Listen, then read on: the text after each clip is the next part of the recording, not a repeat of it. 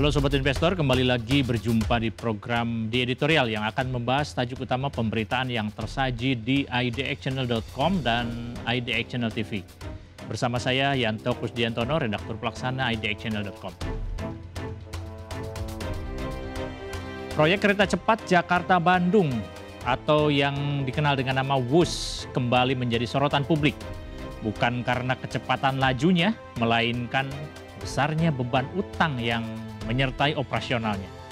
Setelah melalui berbagai tahapan konstruksi, penundaan, dan pembengkakan biaya, kini perhatian bergeser pada bagaimana utang jumbo dari proyek ini bisa diselesaikan. Pemerintah melalui Menteri Keuangan Purbaya Yudisadewa memastikan beban tersebut tidak akan ditimpakan pada anggaran pendapatan dan belanja negara atau APBN.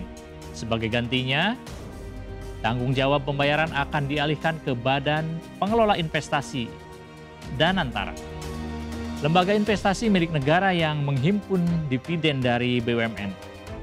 Langkah ini mencerminkan strategi baru pemerintah untuk memisahkan kewajiban korporasi dari beban fiskal negara. Nilai utang yang ditanggung tidak kecil, yakni mencapai sekitar 27 miliar dolar Amerika Serikat atau sekitar 118,4 triliun rupiah. Sekitar 75% diantaranya berasal dari pinjaman China Development Bank atau CDB. Kemudian ada skema pinjaman tersebut membawa beban bunga tahunan antara 3,5 hingga 4%, yang jika dihitung setara dengan 2 triliun rupiah per tahun. Besarnya angka ini menjadi tantangan tersendiri mengingat proyek kereta cepat yang hingga kini masih mencatatkan kerugian operasional. Dalam 6 bulan pertama tahun ini saja kerugian bersihnya mencapai 1,6 triliun rupiah, meski lebih kecil dibandingkan dengan tahun sebelumnya.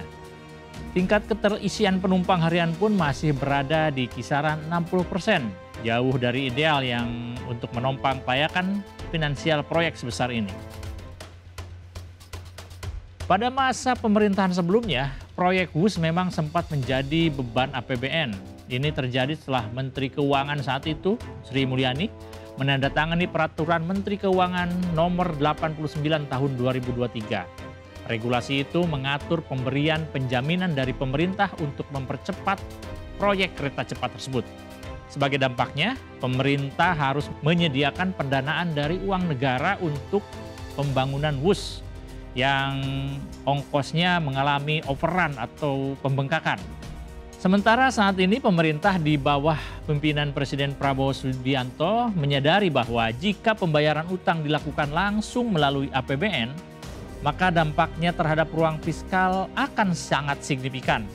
Alokasi anggaran untuk sektor prioritas lain seperti pendidikan, kesehatan, dan perlindungan sosial bisa saja tergeser oleh kewajiban cicilan proyek kereta cepat ini.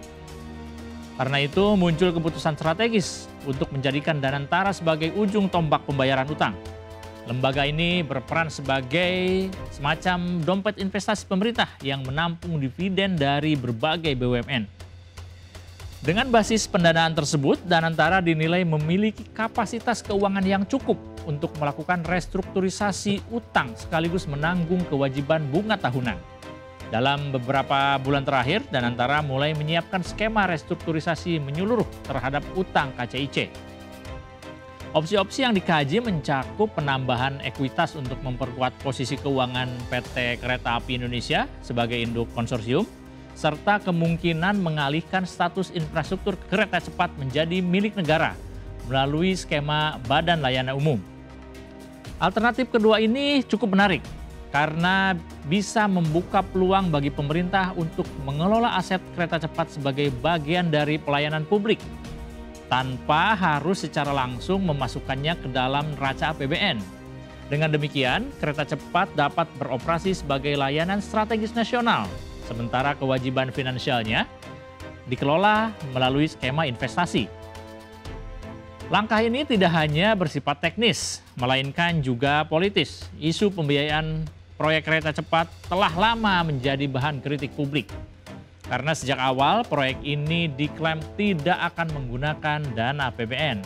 Namun dalam perjalanannya justru terjadi beberapa kali penyesuaian struktur pembiayaan dan intervensi pemerintah untuk menjaga keberlangsungan proyek. Kini dengan mengandalkan Danantara, pemerintah berusaha menegaskan kembali komitmen awal tersebut, bahwa kewajiban utang tidak akan membebani fiskal negara secara langsung. Hal ini penting untuk menjaga kredibilitas kebijakan fiskal sekaligus meredam kekhawatiran publik terhadap kemungkinan bailout terselubung. Sementara di sisi lain, keberlanjutan finansial proyek kereta cepat juga sangat bergantung pada peningkatan kinerja operasionalnya. Selama okupansi penumpang tidak mampu melampaui ambang batas moderat, maka beban bunga dan pokok utang akan terus menjadi tekanan bagi perusahaan. Pemerintah dan operator perlu memperluas jangkauan pasar, memperbaiki layanan, serta memperkuat integrasi dengan moda transportasi lain agar kereta cepat benar-benar menjadi pilihan utama mobilitas masyarakat Bandung dan Jakarta. Tidak hanya itu, ekspansi rute ke kota-kota lain seperti Surabaya juga mulai dipertimbangkan sebagai upaya untuk memperbesar basis pengguna dan meningkatkan arus pendapatan.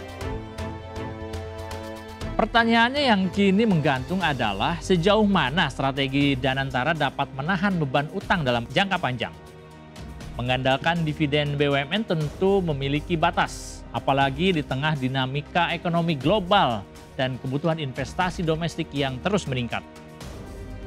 Jika restrukturisasi tidak berhasil meringankan beban keuangan, maka pemerintah mungkin perlu merancang skema pendanaan baru yang lebih inovatif. Sebut saja misalnya melalui penerbitan obligasi infrastruktur, lalu dengan kerjasama jangka panjang dengan menggandeng swasta atau model public-private partnership yang lebih matang.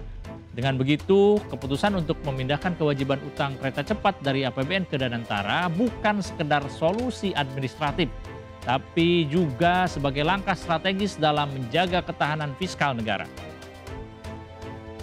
Proyek WUS kini memasuki babak baru, yaitu dari fase pembangunan fisik menuju fase pembuktian finansial.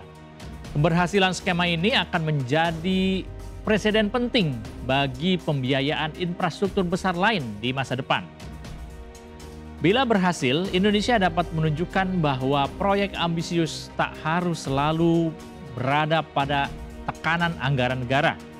Namun jika gagal, risiko fiskal tetap membayangi dan pada akhirnya publik juga yang akan menanggung dampaknya.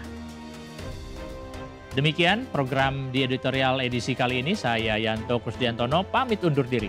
Pantau terus berita ekonomi, bisnis, dan pasar modal hanya di IDX Channel TV, idxchannel.com, dan media sosial IDX Channel. Sampai jumpa.